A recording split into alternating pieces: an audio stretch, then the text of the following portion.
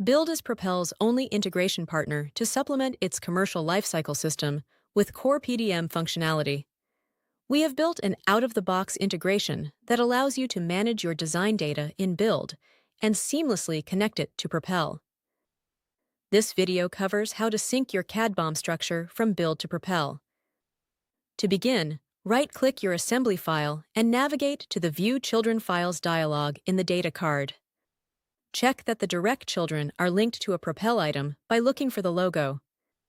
You have the option to toggle off any components you don't want added to the BOM.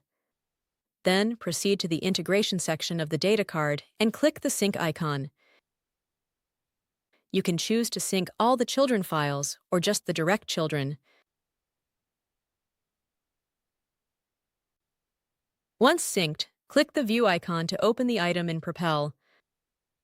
Then, navigate to the BOM tab to see the information that was synced.